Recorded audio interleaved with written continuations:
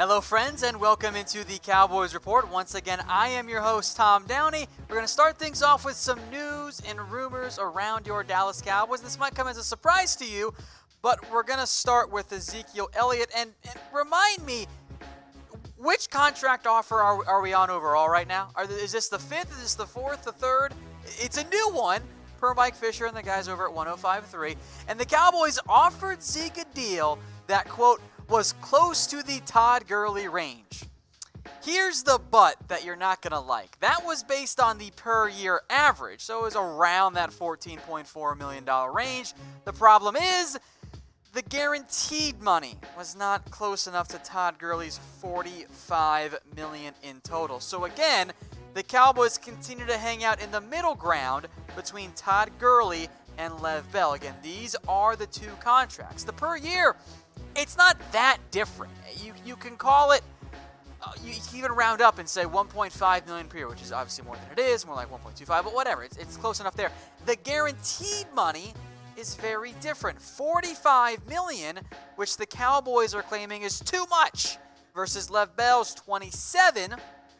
It's a little bit of a difference there. So let's look at where the overall guaranteed money structure sits. Now, the report from Fisher did not mention what the guaranteed money actually was, but there's a pretty big gap there between $45 million and $27 million. That's a lot of money guaranteed. That's a full extra signing bonus, a full guaranteed year two side, whatever you want to make it there in the end for the Cowboys and Lev Bell and Todd Gurley and Zeke Elliott and all that stuff there.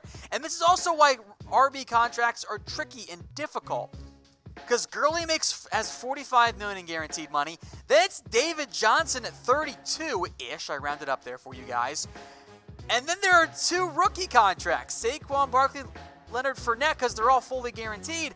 Zeke Elliott right now, guys, from his first contract with the Dallas Cowboys, because it was fully guaranteed because he was the fourth overall pick, is actually sixth in guaranteed money because his entire salary was guaranteed. Now, there's a pretty big gap there between 45 and 27. Maybe if you offered 35, maybe that's closer. But also for Zeke, he's made it very clear he thinks he's better than Todd Gurley. When I asked you guys months ago, you all said, at least the most of you, said that Zeke was better than Todd Gurley. So he wants to get paid. So would you guarantee Zeke $45 million? Give me the dollar symbol in the comments if the answer is yes, and the less than sign, that's the arrow facing to the left, for no. Would you guarantee Zeke $45 million? Got your options up there, dollar sign, less than. I see a dollar sign, I see less than. Lots of dollar signs coming in right now. I'm sure it'll change here from Jesse and Dwayne and Rodnell and a bunch of Joshes and Johns in there. Mostly yeses in there. As of right now, the Cowboys have not offered that amount of money there in terms of the overall guarantee, and that's why Zeke's not here. And I will give Fisher credit as well. He made a very good point in his article that I've made like 18 different times on these shows. If you're wondering if Zeke accepted the offer, you don't need to wonder. Zeke's not here. Therefore, he didn't accept the offer. That's a logical connection on that one. And now it's a staring contest between Zeke Elliott and the Dallas Cowboys, with the upcoming Week 1, the main endpoint here in the end. Zeke Elliott, Tony Pollard, and then we'll figure out 3 and 4 if it goes that far. But Week 1's coming up. Who blinks first? Is it the Cowboys, who want Zeke out there, their star back, to help them in a must-win season for head coach Jason Garrett? Or does Zeke say, you know what? I don't want to miss games. I don't want to miss game checks that'll end up being about $250,000. That's a lot of money to leave on the table if you're Zeke. So here's the question for you then. With Week 1 rapidly approaching, how worried are you about Zeke's holdout? Rate it for me on a scale of 1 to 10. Number 1, meaning that you're not concerned at all. It's all a Cowboys media scam to get you talking about him. And if it's a 10, it means you think Zeke's never, ever going to show up in your opinion. I see lots of 7s and 8s and 6s. A couple of 1s in there. That's fine. 1, Jerry always pays. I get where that mindset's coming from. Now we're all over the place with numbers there. 1, 2, 3, 4. I've seen every number out there. I don't see any 10s, though. I think I missed a 10, unless there was one earlier. I see 9s. There's a 10 from Tom Jasper. I'm not at a 10. In the end, I'm not confident when I say this, but I think either A, a deal gets done, or B, Zeke says, wait, I'm not going to miss out on game checks. I'll show up. I will give you an update here. I am sending producer Alicia down to Cabo. Her flight leaves tomorrow. She's going to go and figure this shit out. She's going to figure out what's going on with Zeke, get him to come back up here. So I'm sending producer Alicia down for you guys, taking it out of my own pocket, but I'm going to be here to do the show. So Alicia's going down, and she's going to figure out what's going down in Cabo with Zeke and where Marshall Faulk fits into all of this. She's going to go investigate for you guys. So you're welcome on that front, and also Alicia for getting to go to Cabo.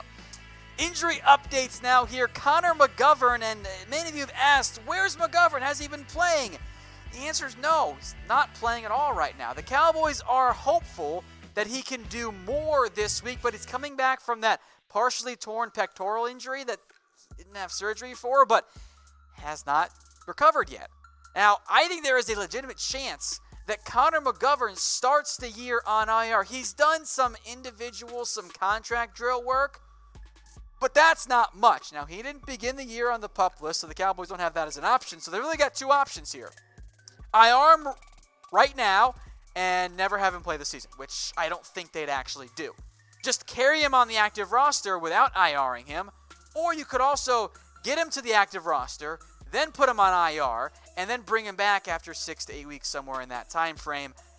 The good news is for the Cowboys, especially when you go back and look around the NFL, man, they got some great offensive line depth. Look, there is a dearth of offensive line talent out there in the NFL. The Cowboys have 5 starters, plus Cam Fleming, plus Joe Looney, plus Xavier Su'a-Filo, who have started games in the NFL, and a third-round pick. That's some pretty crazy depth to have in the NFL on the offensive line. So, yes, there's no McGovern, but just kind of keep that in mind that the Cowboys have options there overall when it comes to the offensive line. All right, guys, turn notifications on for me. That way you can be the first to comment and watch. Turn them on here. Click the button if you're on desktop, or the bell if you're on mobile.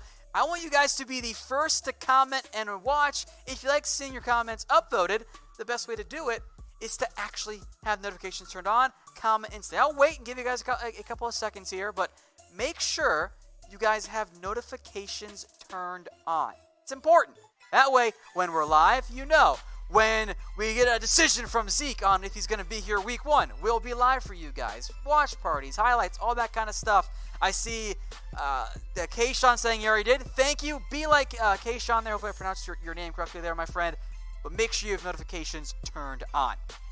All right, more injury notes here for the Dallas Cowboys. La'el Collins, people were freaking out about this one. He has a minor groin injury. Now, the Cowboys are not worried about him missing week 1. Now, maybe you're a skeptic out there and you go, well, the Cowboys always say that about injuries. Why should I believe them? I get where you're coming from, because I think we should be a little bit more worried about Amari Cooper than we actually are, and also stay tuned for a note on Amari Cooper here. But for La'el Collins, it's noteworthy who the Cowboys have had working at right tackle for the next 2 practices, and of course for the preseason game in his absence. It has not been Cam Fleming. Remember, Fleming is the team's swing tackle. If the Cowboys were actually concerned about La'el Collins missing time in week 1, they would give Cam Fleming reps at left tackle. Instead, Jake Campos is the one who came in. That, to me, I think is pretty noteworthy on that front in terms of how they used him. So I'm not overly concerned about La'el Collins. I think he's going to be fine. But you see a lot of asterisks on that, and a lot of really injuries across the Dallas Cowboys offense and defense. So which Cowboys injury has you worried the most? Let me know in the comment section. Which Cowboys injury are you concerned about the most? I will mention the guy we'll get to in a second. I see Timothy mentioning Amari Cooper. More on him coming up here. You've got Tyron Smith. You've got Zach Martin in there. That's what Zeno's saying. Lots of Amari Coopers. That is the most popular answer.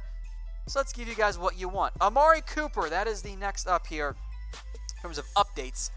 Jason Garrett says Cooper is on track to play in week 1. I do not anticipate Amari Cooper practicing at all this week, which at this point is really just kind of today, because once we get through Tuesday, there's going to be the rest day and then a game on Thursday. So I don't think he practices this week. I kind of anticipate Cooper being limited in the practices before week 1. Frankly, I think he's going to be limited throughout the season. Again, he continues to deal with plantar fasciitis. Now, the Cowboys can spin it however they want and say, "Oh, it's not plantar fasciitis. It's a heel bruise, or it's a tendon thing. It's not plantar fasciitis, or it's inflammation of the plantar fascia, which by definition is plantar fasciitis." Like, that's what this is. The Cowboys will downplay it, but I am at least a little bit concerned about Amari Cooper. I think he plays week 1, but my biggest concerns are, how does he manage that injury throughout the season? Does it impact him throughout the games, or does he make it worse somehow along the process there? So this is where we sit with the Cowboys and their overall wide receiver depth chart. We'll talk more about projections coming up. Stay tuned for that. Make sure you're subscribed, blah, blah, blah. But Cooper, Gallup, Cobb, those are the guys that will get the most reps in week 1, assuming, of course, they're all healthy and out there, which I think we'll see that is the case there in the end. Here's a question for you guys. Will Amari Cooper be 100% for week 1? Type Y for yes, type N for no. Is Cooper going to be 100% fully healthy? I don't think so. I see Anthony says no, Piggy says no, Chef Lee says no. Lots of N's in there, so I think for the most part, we're on the same page here. I think Cooper will be more like 90%. And don't get me wrong, 90% of Amari Cooper, well, that's still like a top, minimum top 20 receiver in the NFL, especially when he's playing great there. I see 86%, 85% is in there. All of those make sense to me. He's going to be good enough to play, but I don't think he's quite 100%. All right, one last note here for you guys. You Texas fans know who this is. Tyrone Swoopes. The Cowboys worked out Swoopes and somebody named Zach Conquistador. That's not his actual last name. Zach Conquistador. I will be honest with you guys. I know most football players. I've never heard of Zach Conquistador before in my life. Apparently, a former quarterback at Stephen F. Austin. So I'm sure we got some SFA fans in the comments. Let me know who this dude is, because I have never heard of him before in my life there. The Cowboys are not signing Swoopes at this time because they didn't think he'd be good to go in time for week 4 of the preseason. There are injury issues at tight end overall because Jason Witten is not going to play in week 4. There's no reason to. They're going to continue to rest Blake Jarwin and Dalton Schultz, who I think are fine at the moment. They have Cody McElroy, Marcus Lucas, who are both a little bit banged up as well. Look, I don't think you're going to see a Swoopes-type player make the roster there. Looking for a camp, that's what Porter says. Now, I will make note, the report from Jane Slater was that Tyrone Swoopes was a potential practice squad addition for the Dallas Cowboys, which is weird to me. It's possible, I'm sure. But typically, you don't see players who were unsigned before week 4 of the preseason end up on the practice squad. It's not typically how things end up going. So let me know in the comment section, which players do you want on the Cowboys practice squad for this season? Remember, you have 10 of them in total. Let me know who you guys want in the comments section. Hey Cowboys fans, thanks for watching the Cowboys Report. If you haven't already, click right here to subscribe to our channel for all the best Cowboys coverage on the internet. That's news, rumors, highlights, mailbags, film studies, and a whole lot more. And I'm making your lives a little bit easier as well with the next Cowboys Report video right here.